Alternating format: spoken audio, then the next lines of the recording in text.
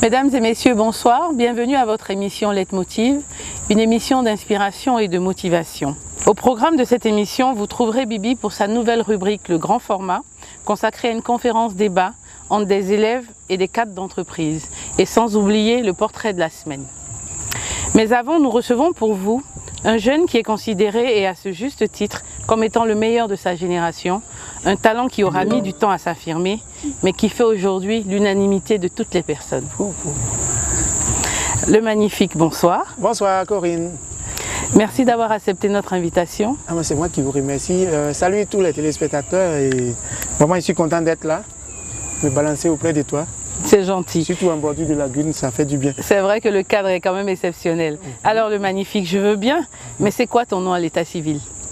Bon les gars, c'est Ba Jacques Silver. Ba, B-A-H, Jacques Silver. Je suis Robert depuis Manchester, depuis Mans. Voilà, et puis c'est le nom qui est là. Qui t'a suggéré de t'appeler le magnifique? Donc c'est moi-même qui ai cherché. Toi-même qui as cherché? Oui, j'ai cherché. Et c'est venu d'où? C'est venu du fait que j'ai fait une étude, une analyse de la vie. Je me dis que les noms qu'on porte agissent sur nous. Si tu es artiste qui t'appelles DJ Toka, et ce nom album là va marcher. Si tu t'appelles DJ Tabataba, c'est problème. Donc, prends un nom comme Magic System. Tu vas faire le tour du monde. Exact. Si tu t'appelles les patrons, tu peux t'imposer dans le Zouglou. Donc moi aussi, j'ai dit, je prends magnifique, je vais voir si ça peut... Comme ça, ta vie sera magnifique. On ne sait jamais, on sait jamais. Alors aujourd'hui, tu es connu presque partout en Afrique comme étant l'un des meilleurs humoristes, et ce depuis plusieurs années. Au début, tu rêvais plutôt de devenir footballeur. Oui. Et tu as même failli jouer en Ligue 1. Tout à fait. Raconte-nous un peu ton cursus scolaire et ton parcours. C'est vrai que je suis né à Abidjan, mais j'ai grandi au village. J'ai beaucoup joué au village, les tournois inter-villages. J'ai tué là-bas. Et après, je suis venu à Abidjan. J'ai joué un peu les OASU, les interscolaires et tout et tout. Et après, je suis allé jouer en 3e division à Koumassi avec un club qu'on appelle FC Cosmos. Et de là, maintenant, je suis allé en junior au stade d'Abidjan avec le coach Taï François. Oui, je devais jouer maintenant. C'est là que j'ai contracté une blessure. Ça fait que je n'ai pas joué au championnat, mais on a joué les matchs de préparation et tout et tout. Et la blessure maintenant... Ça fait une année que je traînais la blessure au genou. Ça s'est aggravé. Voilà, je la soigne, ça revient jusqu'à ça m'a éloigné des stades. Moi-même, j'ai fait un BTS en gestion commerciale. Du coup, tu as décidé d'arrêter le foot? Oui, j'étais obligé, j'étais contraint. Tu étais triste? Oui, très triste même, petit funérail même que j'ai fait. Parce que tu voulais être un futur Drogba? Ah, je devais tuer même, je devais être un Drogba et tout, tu vois non. Yaya, tout ça là. Ça a dû être dur pour toi de ne pas pouvoir jouer en Ligue 1. Oui. Et après ta blessure, comment tu as vécu cela? Comment tu as surmonté cette déception? Oui, bon, et tout ce que Dieu fait est bon, hein, Corinne, tu sais. Je n'ai pas pu être footballeur professionnel, mais Dieu m'a rendu ça autrement. Tu vois, non? Amen. Voilà, il m'a rendu ça dans l'humour. Tout ce qu'on fait là, c'est pas en vain. Après ces déceptions, tu ne baisses pas pour autant les bras, malgré que tu aies un BTS en poche. Ouais, tu acceptes de travailler comme vigile chez des particuliers et en entreprise. Bien sûr. Alors que certains jeunes aujourd'hui, avec le même diplôme, n'accepteraient pas de faire ce travail-là. Ouais. Raconte-nous un peu comment est-ce que ça se passe. En fait, c'est le plan de Dieu, c'est le chemin qu'on devait suivre. La réussite est une calebasse pleine de sueur. C'est-à-dire pour réussir, il faut transpirer à grosses gouttes. Donc c'est des étapes que je devais suivre. De la déception au football. Après le BTS, je suis devenu gardien. Voilà, il faut dire le nom. Super Ourou même. Voilà, sécurité, c'est nous. Ou en entreprise ou bien chez des particuliers? Il y avait une agence de communication. Voilà, et nous, on était à l'entrée, nous, on filtrait les entrées. Tu es resté combien de temps là-bas? J'ai fait plus de 6 ans là-bas. Hein, parce que c'était bien, en fait, par rapport à l'époque, par rapport au jazz, c'était bien. Voilà, quelqu'un qui galérait, qui dormait chez son oncle, il y a maison, il y a de l'eau, il y a courant, mais manger, il ne faut pas demander à ton camarade. Ton camarade aussi ne te demande pas. Donc on était dans ça. Et puis moi, comme j'étais blessé, j'étais à la maison, il y a un ami qui travaillait dans une entreprise. Le monsieur l'a débauché également. Et lui, il travaillait dans une entreprise de sécurité. Et puis le monsieur a dit non, venez former une petite sécurité ici devant mon agence. Et c'était tellement intéressant. J'ai rencontré les doyens comme Gou, les clés, j'ai rencontré des gens du showbiz qui venaient faire des pubs pour certaines marques à cette époque, alors que je suis à l'entrée. Donc déjà, c'est des signes qui ne trompaient pas. Parce que dans la vie, il faut se frotter aux étoiles pour devenir luciole. Sinon, tu ne vas jamais briller. Je voulais chanter forcément après le foot. Moi, je ne voulais pas faire l'humour surtout. Ah d'accord, tu voulais être chanteur carrément. Chanteur, Zouglou même. Oui, j'avais un groupe Woyo, j'étais avec des grands. Mais quand ils chantaient, les gens partaient. Pourquoi? Tu chantais pas bien ou quoi? Casserole même, ils chantent bruit même. Et pourtant aujourd'hui, tu chantes bien? Oui, bon, c'est à force de forger qu'on devient forger. Un peu trop de défaites, ça te donne l'expérience quand même. Donc, tu vois, le gars, quand on faisait les maquettes là, il y a des pauses, j'ai fait des petits trucs bêtes, il riait. Le gars dit, mais Joe, il faut laisser ces chansons là, les petits trucs que tu fais et puis on se détend, on rigole là. Est-ce que tu ne peux pas travailler ça? Il dit, qui, moi? Moi, où j'étais dessus là, je vais être chanteur. Qui va faire comédie, humour? Jamais. Et malheureusement, il a perdu sa mère à la veille. Il m'a dit, magnifique, viens faire l'humour. J'ai dit, non, il a chanté. Il dit, bon, chante. Mais après avoir chanté, il faut faire l'humour. Quand il chantait, les gens partaient. Quand j'ai commencé à l'humour, les gens sont revenus. Ça rigolait, ça me donnait de l'argent, tout ça là. Hey, c'est la première fois que j'ai eu travail, tout ça. Il dit, hey, Joe. Tu t'es dit, là, il faut que je réfléchisse à rester dans l'humour. Ce qu'il a dit là, on dirait, c'est propre, hein.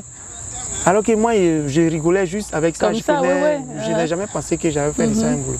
Juste avant de revenir sur ton parcours, je te propose qu'on suive ensemble notre nouvelle rubrique, le grand format, présenté par Bibi. Pas de souci.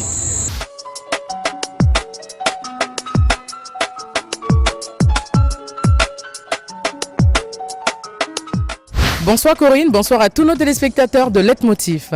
Pour le grand format de cette semaine, nous sommes à Adjamé, au lycée Amondi, où se tient la première édition de plusieurs séries de conférences pour les élèves et étudiants. Ne vous inquiétez pas, vous saurez tout, vraiment tout, sur cette conférence qui réunit des élèves, des enseignants et plusieurs conférenciers.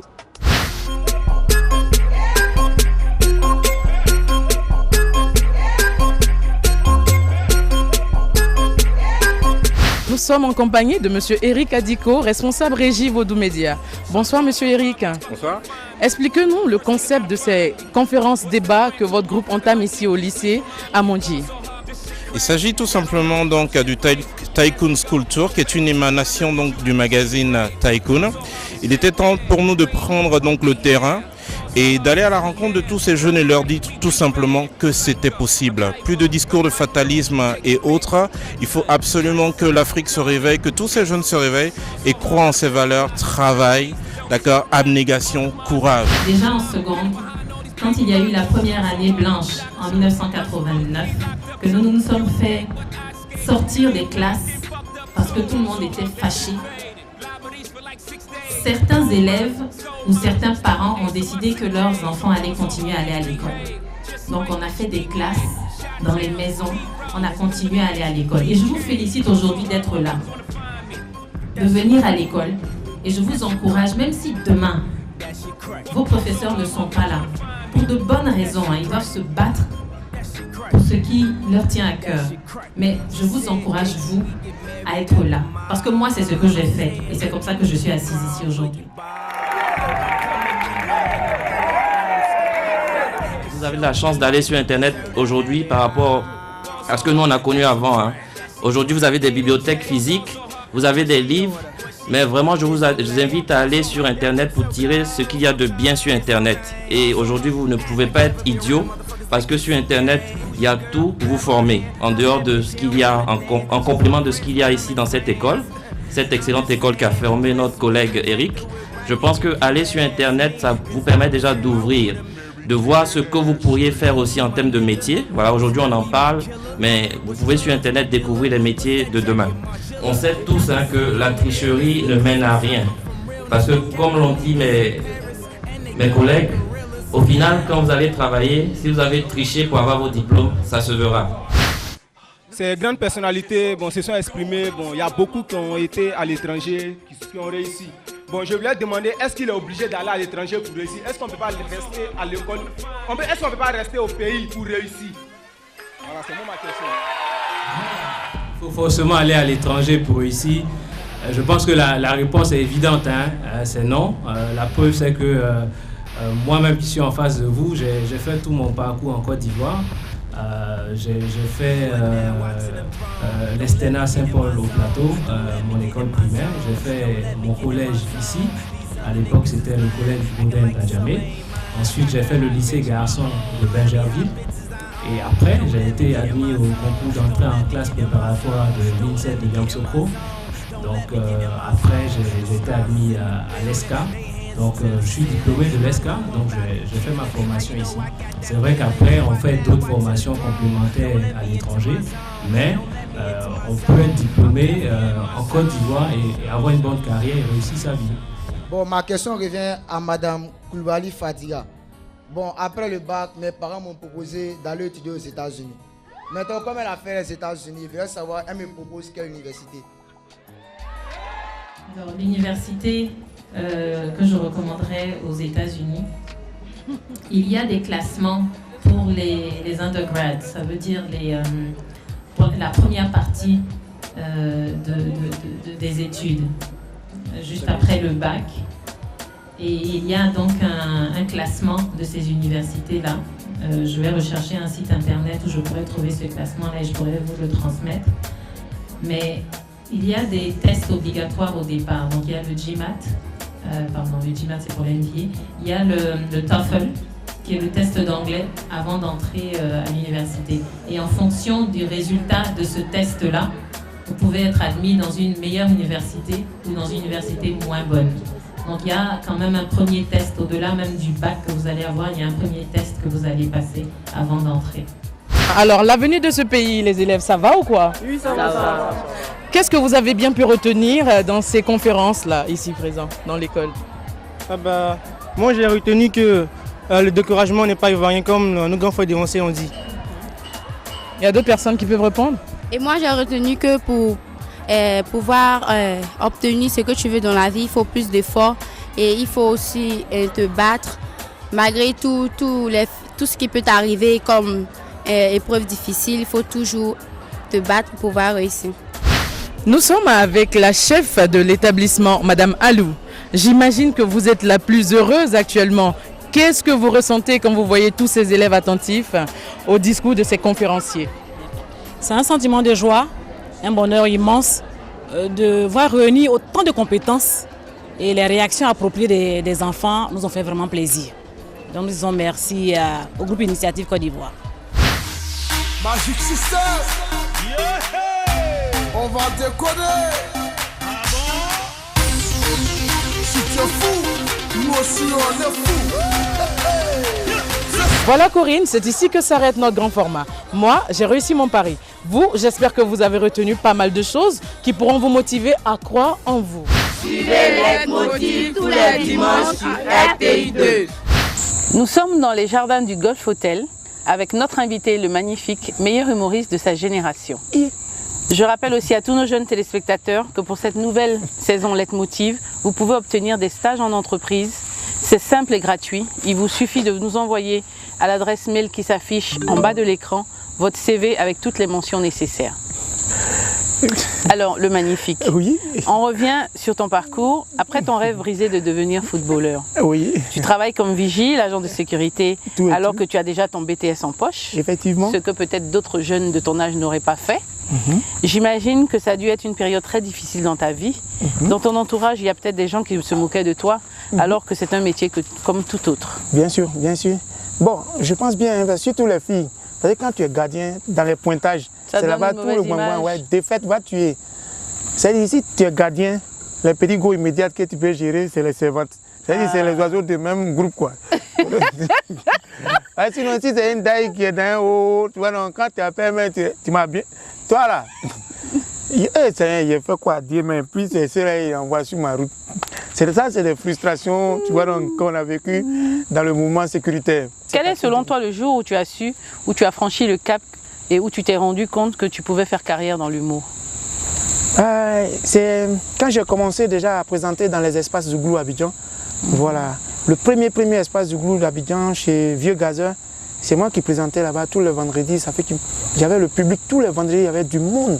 Et j'étais le présentateur en même temps humoriste. Et après, je suis allé à l'internat chez Aimé Zébier pour présenter encore là-bas, c'était la totale. C'est là-bas même que tout... Parce qu'en ce moment, Yopougon était la plaque tournante du showbiz. Exactement. Tout le monde venait là-bas. Mais c'est de là que tu as pris ton assurance. Effectivement, effectivement. Et puis bon, quand on a fait Bonjour 2010, ça m'a encore donné beaucoup plus de... Pardon, il faut me donner un mot là encore. Comme toi, tu as les mots là. Ça m'a donné encore plus. Ça t'a boosté. C'est ça, il dit, j'aime ton affaire là. Donc, ça m'a boosté. Et ça t'a donné la force de continuer d'aller de l'avant. Et à un moment donné, j'ai dit, bon, chaque jour on nous invite, chacun fait 15 minutes. Je suis avec mes amis, on fait 15 minutes. Pourquoi moi-même ne pas faire mon one-man show un jour, moi seul, pendant 2 heures de temps devant les gens? Seigneur, est-ce que je peux réussir ce pari-là? C'est ça, j'ai tenté. Pour la première fois, j'ai fait mon premier one-man show au Palais de la Culture à la 4000 places en 2012. Commandant Moriba dans Fête des femmes. Je m'en souviens. J'avais le trac. Je ne sais pas si les gens vont venir ou ils ne vont pas venir. Maintenant, s'ils viennent. Oui, maintenant, s'ils viennent, est-ce qu'ils vont pouvoir tenir? Il y avait toutes ces questions. Oui. Je te propose de revenir sur ton parcours.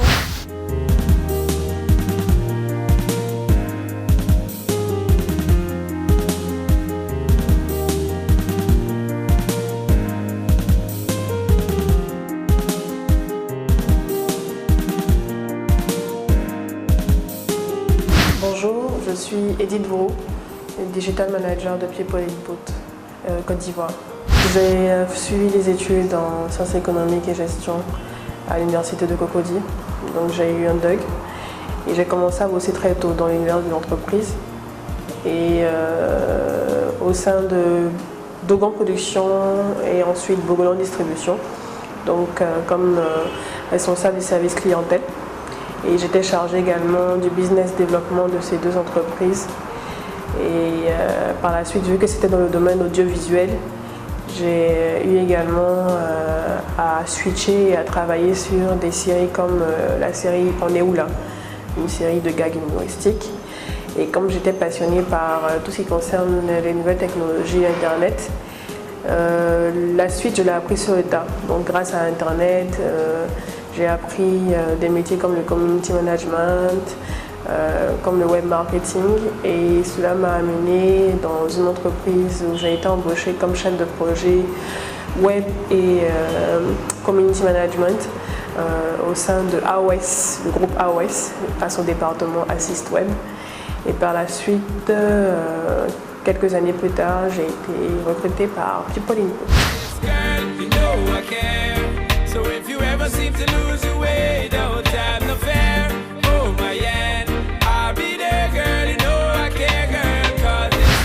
People Input est une agence digitale, donc on a 4 corps de métier.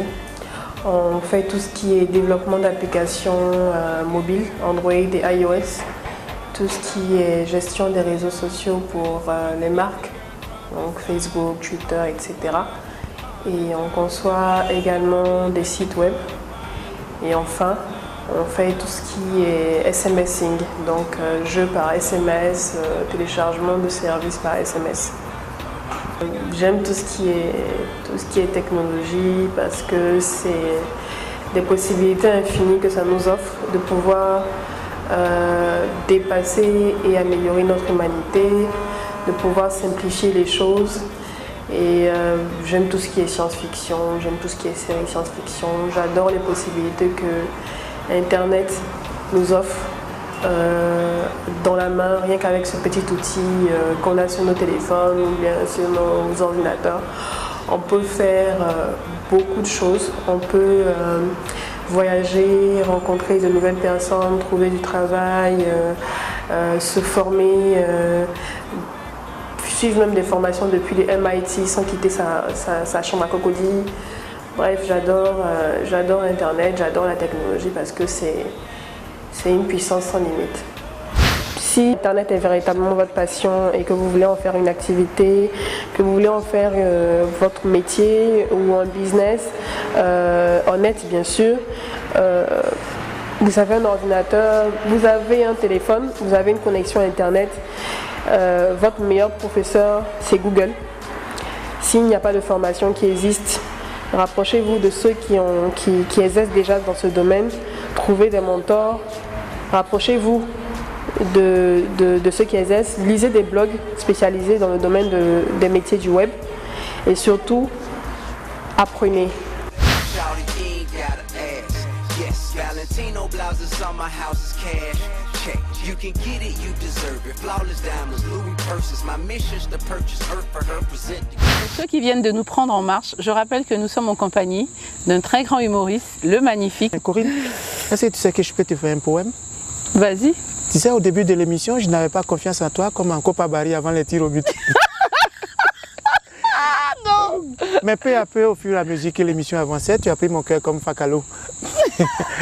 Aujourd'hui, tu es de plus en plus sollicité, autant en Côte d'Ivoire qu'en Europe ou dans la sous-région. Tu as donc l'opportunité de t'installer définitivement en France et pourtant, tu reviens tout le temps dans ton pays dès que tu en as l'occasion. Effectivement. Alors, pourquoi tu as fait ce choix? Bon, d'abord, moi, Tu aurais pu rester en France comme tout le monde. Bien sûr, parce que de toutes les façons, en France, moi, je suis résident, donc je vais, je viens, mais moi, mon souci, c'est de conquérir l'Europe.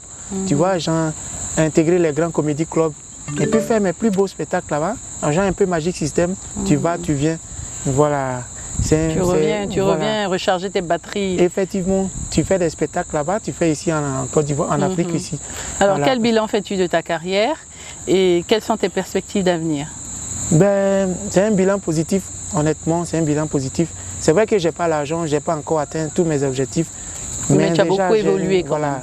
Au niveau de l'expérience, on a fait beaucoup de scènes, on a côtoyé beaucoup de grands noms de l'humour, des personnalités aussi de la musique, de la culture. Vraiment, vraiment, on a un bon petit carnet d'adresses quand même en matière. On n'a pas l'argent, mais en matière relationnelle, un peu quand même. Voilà, en matière d'humour, quel est ton modèle? Quel est celui que tu aimes bien, que tu aimerais bien ressembler peut-être?